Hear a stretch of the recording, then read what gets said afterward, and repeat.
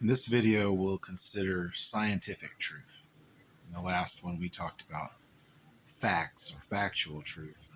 Science collects facts and builds upon them. It measures things to acquire and discover new facts. Science even creates new facts. It may not sound right at first, but when you think about it, it's clear that it does. For example, let's suppose I have a poison and I want to test how poisonous it is. And I feed a teaspoonful of this poison to 50 rats, and 25 of these rats die. I just created a new fact. When I fed this toxin to 50 rats, 25 of those rats died. That's a new fact that didn't exist before. And we're creating new facts all the time. A few minutes ago, I came and sat down in this chair. I just pressed record on the video program on my phone. Those are facts that didn't exist before. So science collects facts and creates new facts and then builds theories upon them. What's a scientific theory?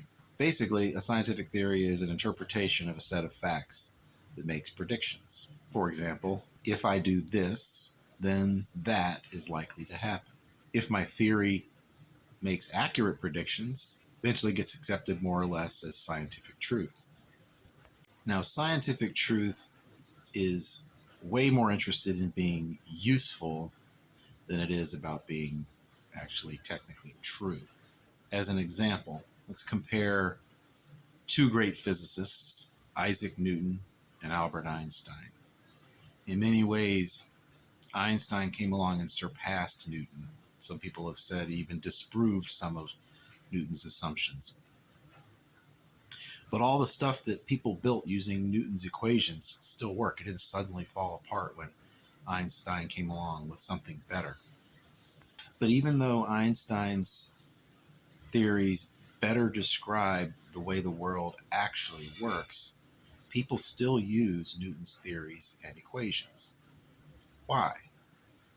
They work, and they're simpler and easier to use than Einstein's. They're true enough for what engineers who put them into practice need. That's what matters in science. They work. We all do a primitive form of science all the time. For example, let's suppose I eat some shellfish and I get sick. It may not occur to me that the shellfish is what made me sick. But let's say I eat the shellfish again and I get sick again. I might start to wonder maybe there's a link between the shellfish and me getting sick. I hope not, because I really like it. But I eat it a third time and I get sick a third time. The more I do this, the more likely it is that there is a link between eating the shellfish and me getting sick. This is called inductive reasoning, and it's foundational to science. And this is also what Gideon did in the book of Judges related to the fleece. God said he was going to save Israel through Gideon. And Gideon wanted to test to see if he could actually believe that God would do that. So he asked for a test. He put a fleece of wool outside overnight, and he asked that if you're really going to do this, God, in the morning have the fleece be full of dew, but the ground dry. And this happened. So the probability in his mind that God was willing and able to do what he said before, probability went up a lot. But he wanted to do one more test, and so he wanted to stick the fleece out again. And this time he wanted the dew to be on the ground and the fleece be dry. And that's what happened. So Gideon used inductive reasoning to believe that, yes, that God had the power and was willing to do what he said. So back to my shellfish example, I've built a primitive theory saying eating shellfish will make me sick. I don't want to get sick, so I stopped eating the shellfish. I've taken my theory, applied it, and now I don't get sick. My theory works for exactly what I wanted. But there's still the possibility that my theory is wrong. But so what? I stopped getting sick. I accomplished my goal. My theory is useful. Is my theory true? It's as true as it needs to be for my purposes. So that's what matters with scientific truth.